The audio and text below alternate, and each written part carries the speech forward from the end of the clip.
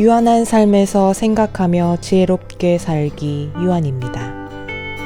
힘든 상황에 부닥쳤다고 해서 그것이 꼭 나쁜 느낌인 것은 아닙니다. 쉬운 비유를 한번 들어봅니다. 밥과 김치를 먹고 있습니다. 그건 나쁜 느낌일까요? 좋은 느낌일까요? 사실 김치를 반찬으로 밥을 먹고 있다는 그 상황 속에는 좋거나 나쁜 그 무엇도 없습니다. 그저 중립일 뿐입니다. 그러나 상황에 따라 그것은 괴로운 느낌이 들어오기도 하고 즐거운 느낌이 들어오기도 합니다. 한 달씩 굶은 사람이라면 김치와 밥만을 가지고도 꿀맛 같다고 느낄 수 있습니다. 반면 갑자기 몰락한 이라면 그 상황을 비참하다고 느낄 수도 있습니다. 덥다는 상황은 중립입니다. 그것 자체에서는 좋거나 나쁜 느낌이 없습니다. 한여름에 땀 흘려 일하는 사람에게 열기는 싫고 나쁘며 찝찝한 느낌일 수 있지만 사우나에 있는 사람은 그보다 더한 더위 속에서도 시원하다라고 말합니다. 살을 빼려고 다이어트를 하는 사람에게 많은 땀은 행복한 것일 수도 있습니다. 즉, 덥다는 그 상황이 느낌을 결정적으로 좌우하는 것이 아니라 그 덥다는 상황에 대한 나의 해석, 판단, 생각이 그것에 대한 느낌을 만들어내는 것입니다. 어떤 상황 자체가 그것에 대한 느낌을 좌우하는 것이 아닙니다. 내가 무엇을 느낄 것이냐에 대한 결정권은 언제나 자신에게 있습니다. 내 삶을 어떻게 만들어낼 것이냐에 대한 결정권은 자신에게 있다는 것입니다. 언젠가 설악산에 단풍을 구경하러 갔었습니다. 어찌나 차가 많이 막히는지 입구에서부터 도통 앞으로 나아갈 생각을 하지 않았습니다. 차가 막히는 것은 좀 불편했지만 단풍은 참 아름다웠습니다. 꽉 막힌 도로 정도는 충분히 감수할 만했습니다. 그것보다는 놀라운 설악의 단풍을 감상하는 것이 더 없는 기쁨이었기 때문입니다.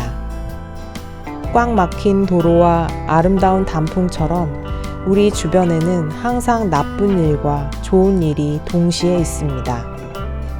거기에서 무엇을 선택하고 어느 쪽에 마음을 기울여 어떤 감정을 선택할 것인지는 언제나 나의 선택일 뿐입니다.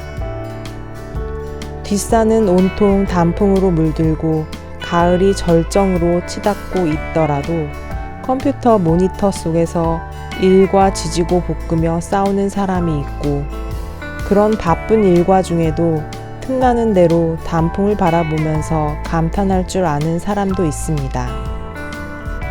모든 것은 올 때가 되면 오고 갈 때가 되면 인연 따라 갑니다.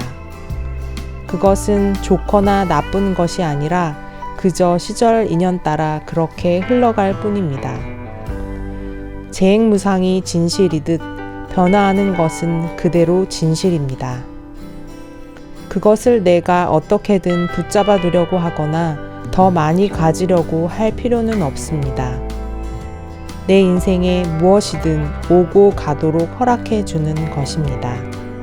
첫 번째 자리에서는 있는 그대로의 현실이 이대로 여여할 뿐입니다. 그러나 두 번째 자리에 떨어질 때 자신을 남들과 비교하고 부자인 우월감과 가난한 열등감을 만들어냅니다. 똑같은 연봉을 받을지라도 어떤 사람은 부자라 여기고 어떤 사람은 가난하다고 여기는 이유가 여기에 있습니다. 첫 번째 자리에서 분별 없이 바라볼 때 삶은 그저 이러할 뿐입니다. 삶에는 아무런 문제도 없습니다. 나는 가난도 아니고 부자도 아닙니다. 그 누구와도 비교할 것이 없습니다. 부자와 가난도 이처럼 사실은 실체로 있는 것이 아니라 자기 마음의 분별일 뿐입니다.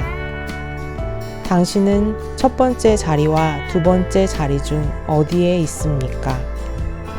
같은 일을 하며 같은 환경에서 사는 사람이라 할지라도 한 사람은 만족하고 감사하며 살 수 있고 다른 한 사람은 부족함에 세상을 원망하며 살 수 있습니다.